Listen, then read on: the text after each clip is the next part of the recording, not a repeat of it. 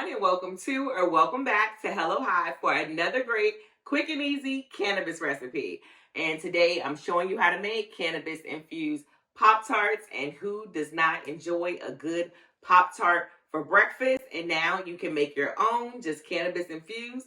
And today I'm also going to show you how to infuse the jelly that is going in the Pop-Tarts. And you can also use this jelly for your good old peanut butter and jelly sandwiches. So let's get started. For this recipe, you'll need pie crust, fresh berries, powdered sugar, milk, 1 egg, and a few more ingredients that are listed below, and of course, can of sugar. By adding the sliced berries in a large pot.